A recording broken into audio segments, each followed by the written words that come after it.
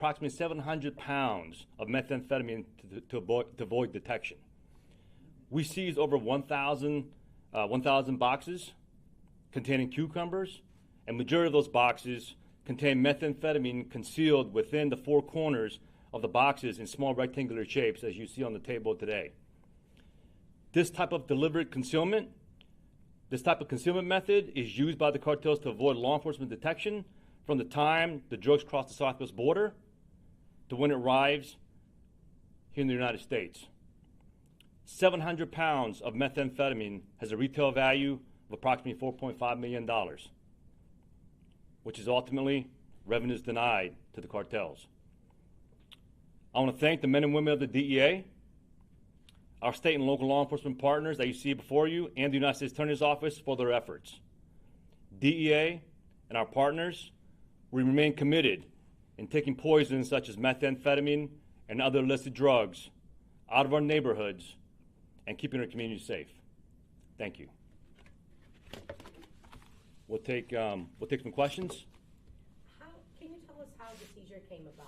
So we received information which led us to the Gainesville area, as stated earlier, and our agents, working with our state and local partners, conducted a traffic stop and resulting in the seizure of the meth that you see here today. Are you looking for more suspects? We are. This investigation is ongoing and it's pre-indictment. So, we'll answer at the questions as much as we can, but some of the nuances we will not be able to get into those at this time. Where was this being stored? Where were they going?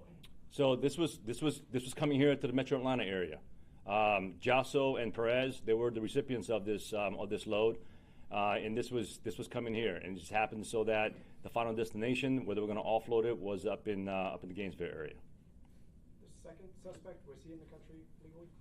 Jasso, I believe, is a United States citizen. When did he re-enter the country, the illegal suspect? Is it Perez? I think that's, I believe. So do you know that? Yeah. Perez was deported in 2019. It's not known when or where he entered unlawfully. He did not have the permission of the Attorney General or the Secretary of Homeland Security to come back into the country. But because he was encountered here in the United States, we know that he did enter unlawfully after having been deported twice. And that's the basis for the felony immigration charge that he's now facing. You mentioned the Homeland Security Task Force and this being one of 30 across the country and executive order by President Trump. Do you anticipate more funding towards these task force given the recent legislation that's before Congress, and how could that potentially lead to more seizures like this? Yes, we do expect the administration and Congress to support this initiative. It's critically important to our community. It's already showing results. And so, yes, I do expect that there will be adequate funding for these programs. There has to be. And where did this travel from? This is clearly cartel-connected methamphetamine. So we can't really speak to today the entire path of the methamphetamine, where it came from, exactly where it was going. But what is known is that it was going to be offloaded here in the Northern District of Georgia. And the way in which it was packaged, as you can see today and as you can see from the videos as well, indicates that this is indicative of cartel-connected methamphetamine trafficking. Are there any agricultural companies from the Hall County area that are under suspicion in relation to this investigation? I can't speak to that. And just to clarify, you believe this successfully did cross the Mexican-American border? So that's correct. So there are three predominant cartels that operate here in the Metro Atlanta area: the Familia Michoacan, the Jalisco New Generation Cartel, better known as CJNG, and the Sinaloa Cartel.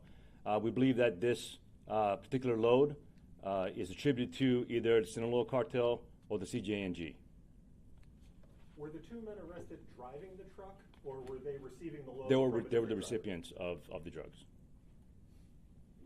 You The mentioned drivers involved? I'm sorry? The drivers? A lot of times, that's still pending further investigation. And generally speaking, the drivers sometimes, they could be involved, and sometimes they're unwitting, right? And so it takes some investigations on our part to figure that out. You mentioned that produce has now been used multiple times. Have y'all been able to get a better sense of where along the process maybe there could be interference earlier on before it gets here, or do they use a similar pattern, different patterns?